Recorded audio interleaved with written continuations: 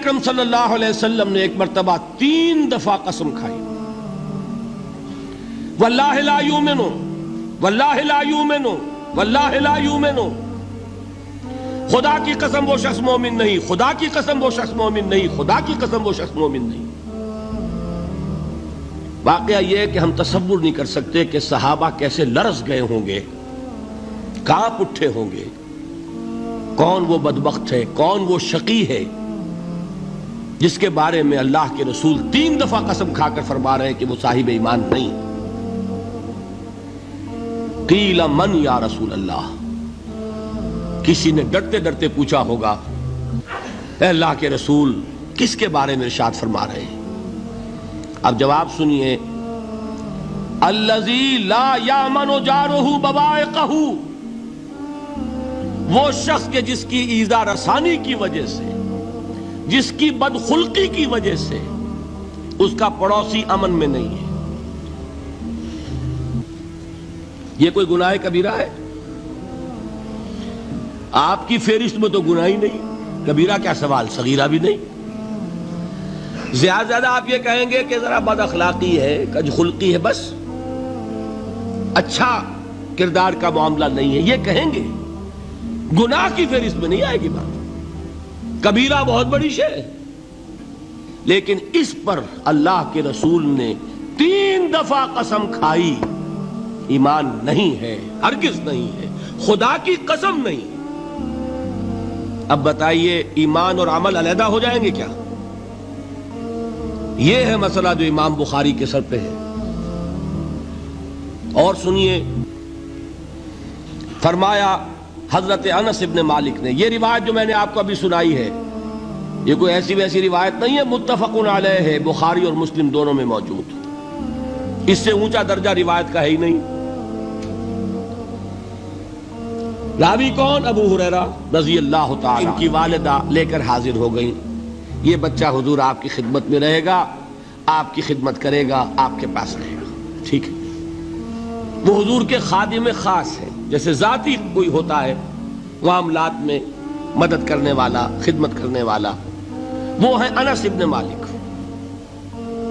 چونکہ ان کا تعارف ہو گیا ہے رضی اللہ تعالیٰ عنہ، تو ایک بات پہلے اور سنا دوں، جو بچہ اپنے اس بچپن سے لے کر 9 برس کی عمر تھی جب آئے حضور کے پاس، انتقال کے وقت عمر کتنی ہوگی؟ 19 برس، 10 برس حضور کی خدمت میں رہے۔ پہلے تو حضور کے اخلاق کی جو گواہی وہ دے رہا ہے وہ اس کی زبان سے سنیے کہ میں 10 برس حضور کی خدمت میں رہا، کسی بات پر ڈانٹنا تو کجا، حضور نے کبھی مجھ سے یہ بھی نہیں فرمایا کہ اے انس تم نے وہ کام کیوں نہیں کیا۔ یہ ہے ایک آقا کی حیثیت سے محمد الرسول اللہ صلی اللہ علیہ وسلم کا اخلاق۔ اگر نہیں کیا خود کر لیا، کوئی ڈانٹ ڈپٹ نہیں۔ حالانکہ بچے ہیں، بچوں کو ویسے بھی ڈانٹ ڈپٹ دیا جاتا ہے، لیکن نہیں۔ اب ان صحابی کی ایک گواہی سنیے، قلما خطبنا رسول اللہ صلی اللہ علیہ وسلم الا قال، فرماتے ہیں کہ شاذ ہی کبھی ایسا ہوا ہوگا کہ حضور نے کبھی خطبہ ارشاد فرمایا ہو اور اس میں یہ الفاظ نہ ہو۔ الفاظ سمجھ رہے؟ جب بھی خطبہ دیتے تھے آپ یہ الفاظ ضرور فرماتے تھے، شاذ کبھی رہ جائے تو رہ جائے، قلما خطبنا رسول اللہ صلی اللہ علیہ وسلم الا قال، کیا فرمایا؟ لا ایمان لمن لا امانت لہ ولا دین لمن لا عہد لہ، جس شخص میں امانت داری نہیں اس کا کوئی ایمان نہیں، جس میں ایفاء عہد نہیں اس کا کوئی دین نہیں۔ بنا پھرتا ہو وہ دیندار، بنا پھرتا ہو وہ صاحب ایمان اور امتی حضور کا، امانت داری نہیں تو ایمان نہیں، ایفاء عہد نہیں تو دین نہیں۔ کس کا فرمان ہے؟ کسی آج کے زمانے کے مفتی کی بات نہ سمجھ لیجئے گا کہ جس کو آسانی سے آپ چاہیں تو رد کر دیں، یہ محمد الرسول اللہ صلی اللہ علیہ وسلم فرمان۔ اور سنیے پھر ایک متفق علیہ روایت بخاری اور مسلم کی، راوی پھر کون ہے؟ ابو ہریرہ رضی اللہ تعالیٰ عنہ۔ فرماتے حضور نے ارشاد فرمایا لا یزنی الزانی حین یزنی وہو مومن ولا یسرق السارق حین یسرق وہو مومن ولا یشرب الخمر حین یشرب وہو مومن. کوئی زانی حالت ایمان میں زنا نہیں کرتا. کیسے ممکن ہے؟ ایمان ہو اور زنا ہو جائے، پھر وہ ایمان دھیلے کا ہوا؟ کیا قدر و قیمت اس ایمان کی؟ وہ تو اٹھا کر پھینک دینے کی چیز ہے. ایمان اور اخلاق پہ اثر انداز نہ ہو، ایمان اور کردار کو نہ بدلے، ایمان اور عمل کو نہ بدلے تو کس مرض کی دوا؟ پھینکو اٹھا کر. نہیں ممکن کہ ایمان ہو اور زنا ہو، نہیں ممکن کہ ایمان ہو اور چوری ہو. لا یسرق السارق حین یسرق وہو مومن.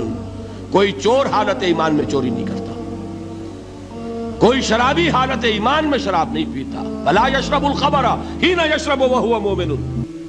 کوئی شراب پینے والا وہ مومن نہیں ہوتا جب وہ شراب پی رہا ہوتا ہے، اس وقت اس کے دل سے ایمان نکل جاتا ہے. اب دیکھیے یہاں کیا میں نے کل بتایا تھا نا، مغالطے کیا ہو گئے؟ مغالطے یہ ہو گئے کہ اس کو سمجھ لیا قانونی بات، یہ قانونی بات نہیں ہے، وہ قانونی ایمان کی بات نہیں ہو رہی، یہ حقیقی ایمان کی بات ہو رہی. قانونی ایمان کی بات ہو تو یہ کافر ہو گیا. پھر کافر نہیں ہے. قانونی ایمان کا دار و مدار قول پر ہے.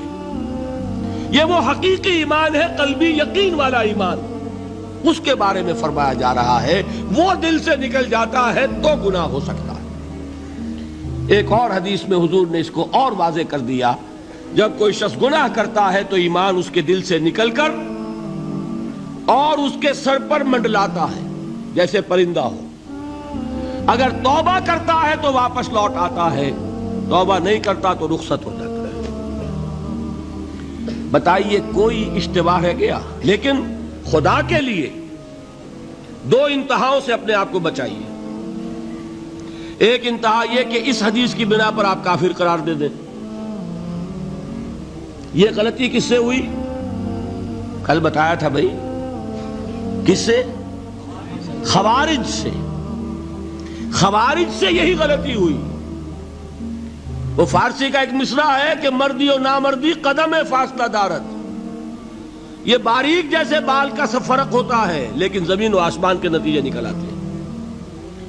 انہوں نے ایسی حدیثوں کی بنا پر یہ فیصلہ کر دیا پھر اگر ایمان نہیں ہے تو کافر ہے. کتنا یہ آسانی سے نتیجہ نکل آیا. ایمان نہیں ہے تو کافر ہے. لا ایمان لمن لا امانت لہو.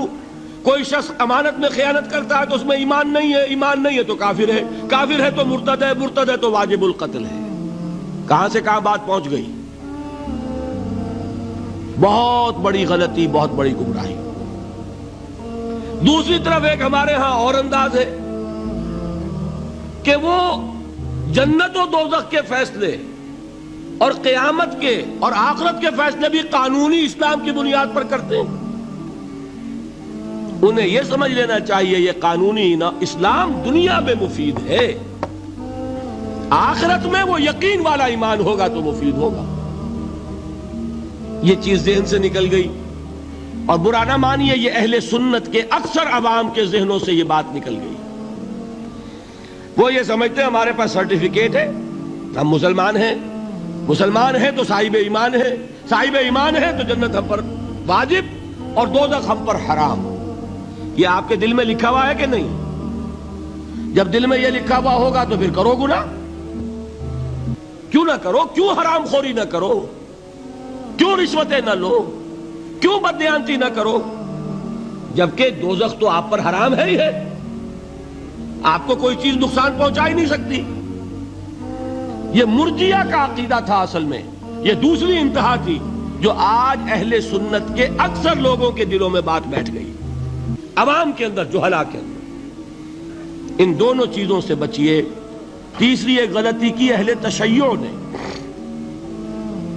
انہوں نے کیا غلطی کی؟ ایمان اور اسلام کے فیصلے دنیا میں کرنے لگ گئے.